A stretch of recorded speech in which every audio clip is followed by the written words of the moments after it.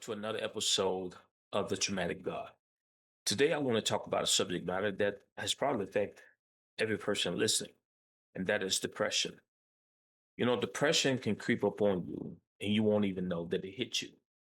You'll be sitting at home, and you just get this feeling that nothing seems right. You don't want to do anything. You might not even want to shower, get out of bed, don't even want to get dressed. And your day just seems so long. And the things that you used to enjoy, you don't enjoy anymore. Your expectations are lost. You don't even expect anything good to happen to you. You lose hope. So, what does trauma have to do with this? Oftentimes when a person who's been traumatized, even in their childhood, they can get triggered by something so easy. It can be friends not calling or people just treating you a certain way that has nothing to do with you. Could have more to do with them than you, but you may be triggered unknowingly. So, in today's episode, I want to teach you how to deal with depression.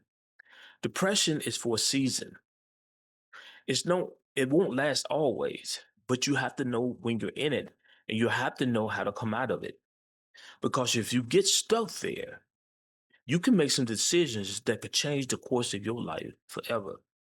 You can do some things that can cause you your health, your relationships, and yes, my friends, even your life.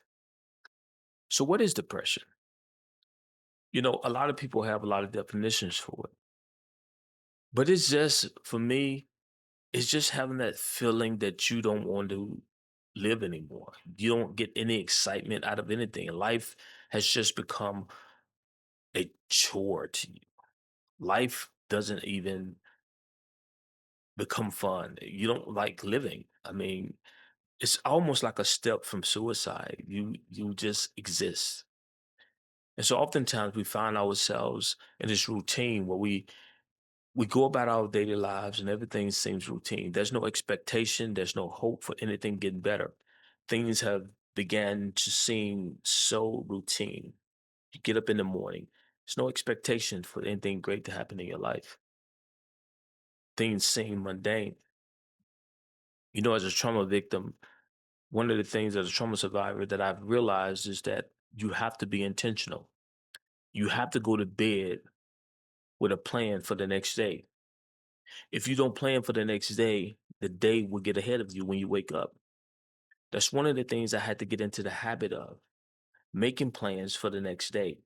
And if you're one of those persons that you do it for the whole week or the whole month, that's fine, but you have to go over those plans before you hit that bed, before you close your eyes.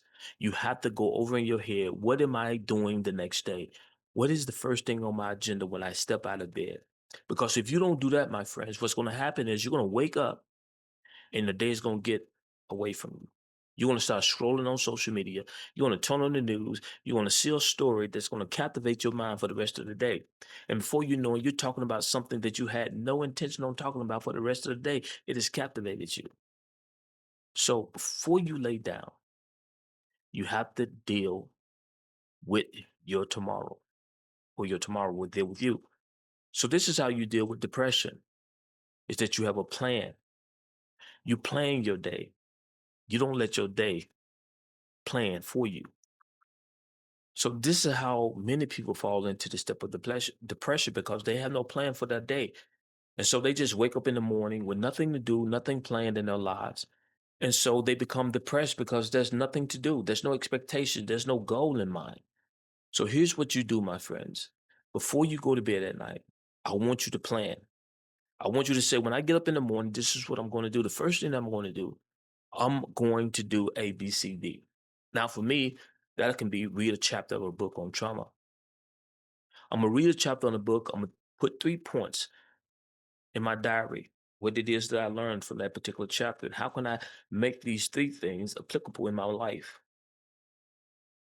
And so the next thing I'm going to do, I'm going to actually write. I'm gonna write a full page about what I learned from the thing that I read and about these 3 points. The next thing I want to do is have a cup of coffee and some quiet time to myself to meditate. Then the next thing I probably want to do, I want to see if there's anything in my emails that's important to my business important to my overall life goal of being a life coach to those who have been victimized in their lives, who have fallen victims to trauma, childhood abuse, adverse childhood experiences.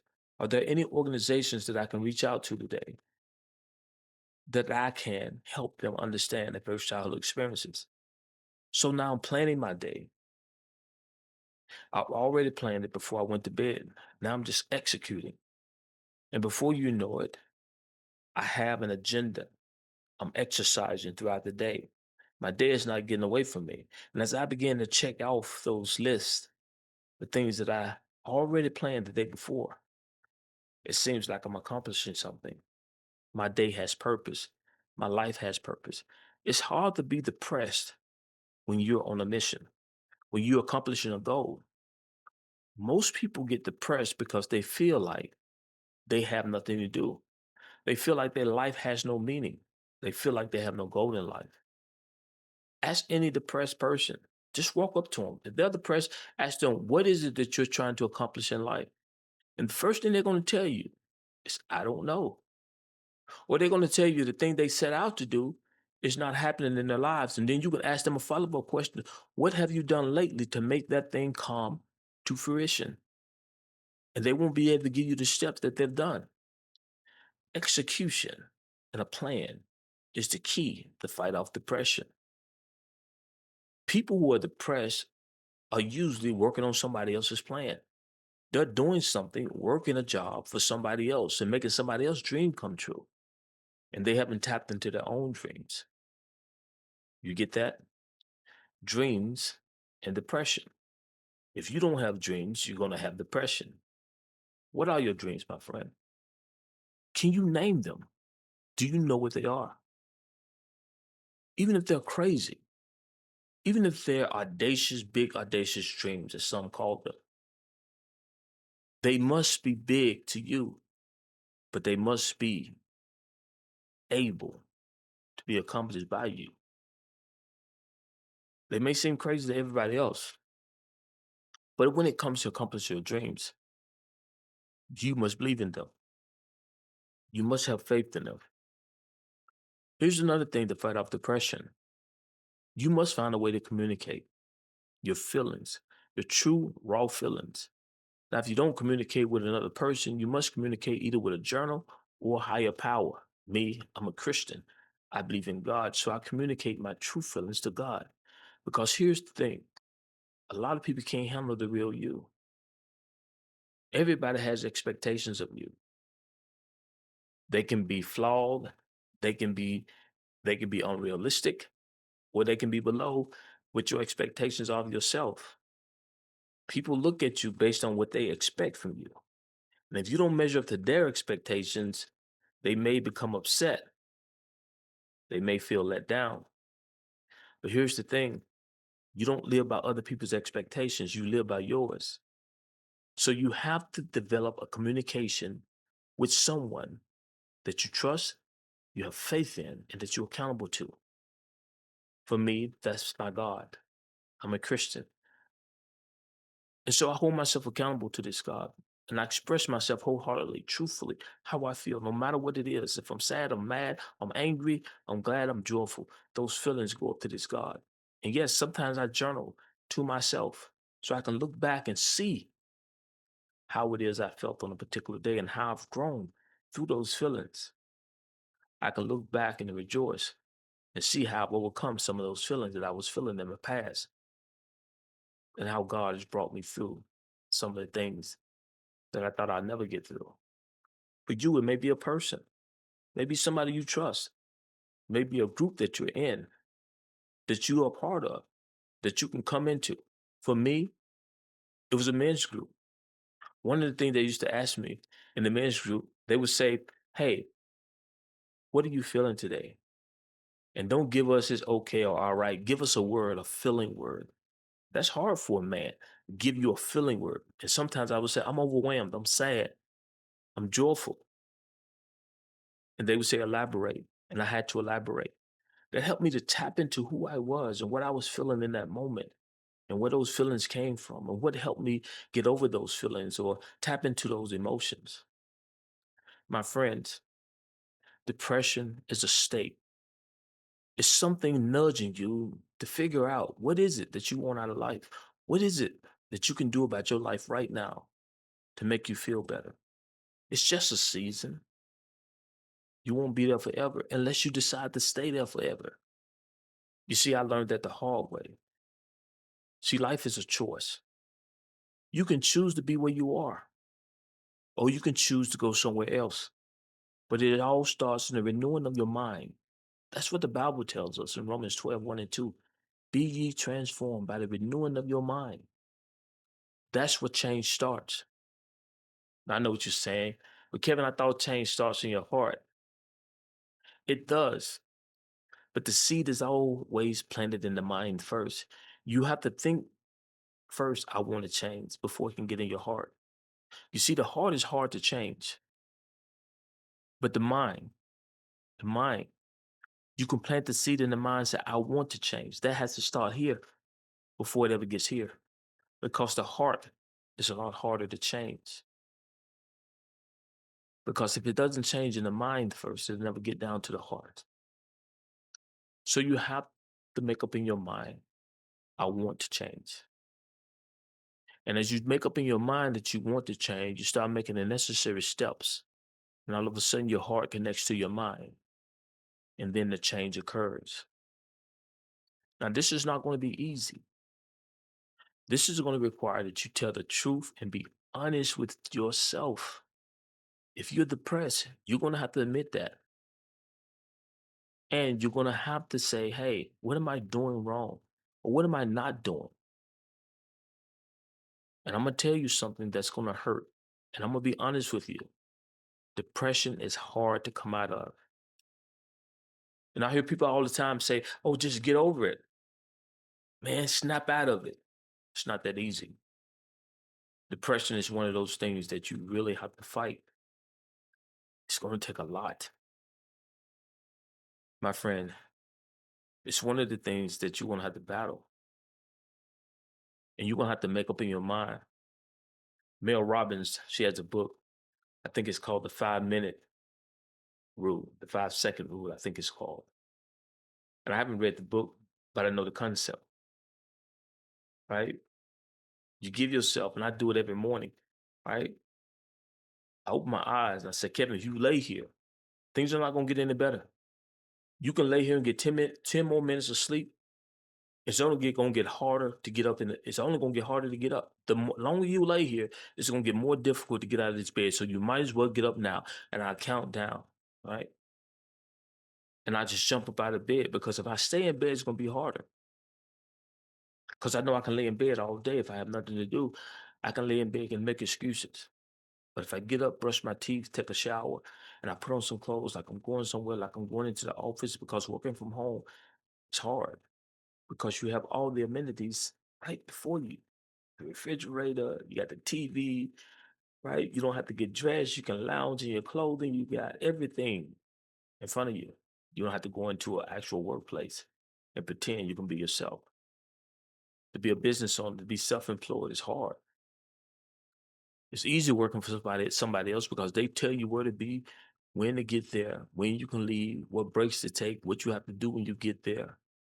But when you work for yourself, accountability is on you. You only make the money that you work for. So depression is something that we all go through, but the choice is yours if you stay in it. My friend, believe me, I had some friends walk out on me. I've been lonely, sitting with myself, looking at an empty alcohol glass that I filled with alcohol and drank myself almost to death. Wake up the next morning feeling sad and angry that I wasted a whole day feeling sorry for myself. Got nothing accomplished. Got a hangover and feeling real bad about the things that I did the day before because alcohol had influenced me. And now losing a whole nother day. Self-pity. So it's 2 days. Drinking just didn't cost me one day. It cost me 2 days, maybe 3 or 4, because it takes me a while to come up out of that funk of the guilt of drinking and letting myself down and falling. So I can lose a whole week with one drink of time I'll never get back again. And then I fall into this depression. And guess what happens? I want to drink again to make myself feel better about myself, about the depression that I was trying to get over the first time, about the drink that I just had. Life is life. I used to say life is hard, but life is life. If you keep saying life is hard, it's going to be hard. But life is life. It is what it is, but you're going to have to do something about your life. I know people, they make excuses. I made them. I'm still alive. Yes, I'm a trauma survivor, but I survived. That's the key. Now, I want to do something positive with my life. I want to make sure that those, when I leave, there's a message for those who come behind me, those who experience some things that's gonna challenge their lives. That's gonna make them feel like they're not capable of living a joyful life. Here's what I want to tell you, my friends. I'm gonna leave you with this.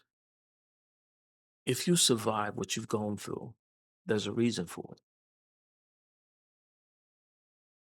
You are to show the rest of the world that God gave you the ability not just to survive, but to thrive. Every choice you make, every choice you make is a spark for somebody else to get up and try again. Every time you get up and every time you try harder, it's giving somebody else the motivation to say, you know what, I'm gonna do what they did. Your life become a living testimony that it's possible. Nothing is impossible. I like the gentleman that made that slogan. He made it famous. Impossible. He made impossible to impossible. Right? I love that. I'm possible, not impossible. But it's a fight. You have to fight. Don't lay down and give your life away. Because I'm sure there's somebody right now that would be more than happy to trade you for the life that you have. There's somebody somewhere homeless, somewhere in a third world country, somewhere wish they had the life you had. Think about that. I know from experience. Man, I complained. I was living and I don't mean to brag, but this is just to make my point. I was living in a gated community. Some of the houses were $1 million, worth $1 million. I was driving in a nice car. I was complaining about life.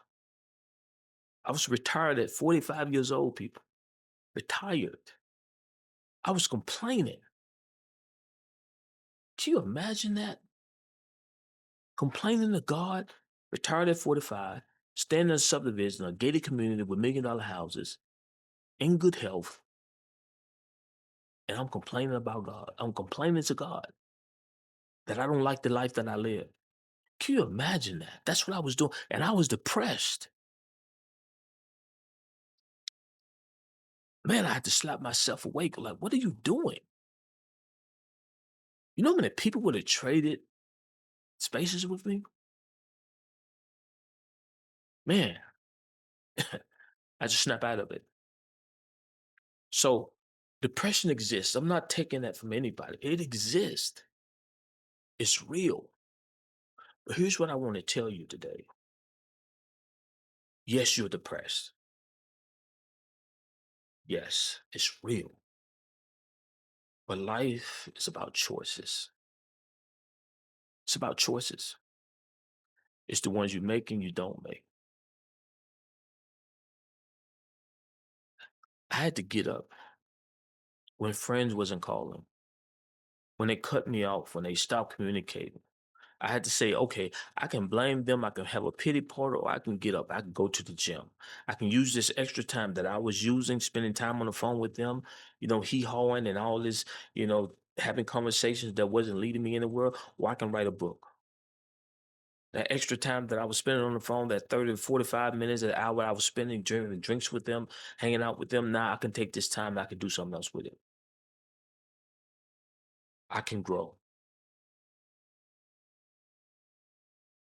Okay. Now that I'm not drinking anymore, I can take that time that I was wasting, drowning my sorrows in alcohol. I can take that time and read. I can study. You see what I mean? That's a choice.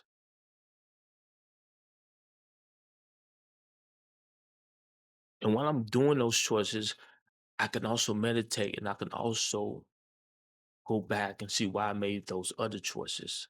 So I don't fall back into those choices. See, that's the thing that a lot of people don't get. They change their choices, but they don't educate themselves on how they made those choices. And that keeps them from not falling into those choices again. So you want to educate yourself. You know, there are people who say, forget about your past. That's a mistake. Learn from your past. Don't forget about it. Educate yourself. What made me pick up that drink? What made me go out and sleep with all these people? What kind of attachment did I have to those things? What was leading me to those things? What was I gaining from them? What was I trying to prevent myself from feeling? You see, if you educate yourself from those very things, what happens is you know not to do them anymore. Or you find yourself knowing what led you to those environments. You find yourself why those behaviors became addictions. You have to educate yourself. Don't just stop doing something. Find out why you did it. So then when you get the urge to do it again, you go, aha, I caught it. I know when my triggers are more likely to happen. When I'm alone, I got money, right? I'm alone, I got money. I either accomplish something great or I failed at something great, right? That's when I know I'm gonna pick up a drink. And I know if I pick up a drink, I'm gonna do something crazy. I'm gonna go scrolling on social media. I'm gonna look at something I ain't supposed to be looking at, and I'm gonna start conversating with somebody I'm not supposed to be conversating with. I know that, but I had to go back. What caused me to pick up the drink in the first place? Okay, Kevin, you by yourself. You need to be constructive. You need to do something. Take your mind off of destructive patterns. Make yourself useful. Go to the gym. Go for a run. Read. Do something constructive. You see what I mean? So people always say, heal thyself. You need to know thyself. So I want to stop on here and talk about depression because a lot of the times people who go through trauma, who have survived trauma, they go through a lot of depression. And I can tell you something about depression. Depression would make you feel justified in picking up that drink, using those drugs, having that sex. It'll make you feel justified because you'll say, you know what? I'm depressed. I need to feel good. I need something to make me feel better. And this is what makes me feel better. And it'll make you feel good in the moment. But again, alcohol is a depressant, right? So when you drink it, you're going to get more depressed. It may help you while you're drinking it, but then you're gonna wake up in the middle of the night because you can't sleep, and you're gonna feel bad about the thing that it made you do while you were drinking. So it defeats itself. I want to help somebody today. I want to help you understand that you have a life. This is the only life you got. You won't get a new one. Y- This is your opportunity to work on what you have right now, to work on your life right now. Every day that passes, you won't get it back. It's a choice. God always puts you in a situation where you have to make a choice. The Bible starts off with it. God tells Adam, he brings the animals to Adam and says, God brings the animals to Adam to see what he would name. Adam has a choice. Put two trees in the garden and tells them, choose. Every day you have a choice. And man, when I saw that, it just, it's hard. It's hard because you have to say that to yourself. I got a choice, Kevin. When your friends stop calling, when things get hard, I want you to just repeat that to yourself because that's what helped me. Kevin, you got a choice. I used to say that to myself, Kevin, I still do. Kevin, you got a choice. You can sit here, you can blame other people for you not being well. You can sit here and blame other people for not supporting you. Kevin, you can get up and you can make your life worth something. So, my friends, that's what I want to tell you today. I acknowledge your depression. But what are you going to do about it? Yes, you have a choice. You can drink. You can say, "War is me." You can isolate yourself, but you won't get better that way. You know how you get better? By making a decision and a choice that I'm going to get better. I'm going to choose to get better. You know what the first thing I'm going to do with my depression? Instead of depression, I'm going to expression. I'm going to express. I'm going to get a journal and I'm going to write how I feel. Or I'm going to talk to God. If you're a Christian, if you're a believer, I'm going to talk to God or whoever your God, talk to someone about my depression. One thing I know about this God, that this God wants to listen to your trauma. He's all for it. He wants you to talk to him. The traumatic God was created for you to understand that this God that we serve wants to listen to your trauma, wants you to cry out to him. This is how the Israelites were saved, crying out to God. David does it. He becomes a man after God's own heart because why? He cries out to God. He trusts God. And this is what I want you to understand. This is what saved me, helped me in my most challenging times was my ability to cry to God, not man, God. And even in times I felt like, you know what, did God hear me? I wonder. I had the faith that he heard me. Now, he may not answer me the way I wanted him to answer me, when I wanted him to answer me, because if he did, I would be rich, right? No problems. But he always answered. So, for you that are depressed, here's what I want you to do. I want you to cry out to this God. He wants to hear from you. And I know what you're saying. Well, Kevin, I've done that before. It never worked. It never worked because you had expectations that people told you that some things supposed to happen immediately. No, God wants you to cry out to him and trust and keep crying. Don't stop. You know, I was crying out to God even when I was drinking. Even when I was in my sin, I was crying out. And God heard my cry. Don't let the world stop you from crying out to God. You remember the man at the side of the road, the blind Bartimaeus? He was crying out to Jesus, and his disciples tried to shut him up. And the man kept crying out to Jesus, and Jesus said, "No, stop." And he healed the man.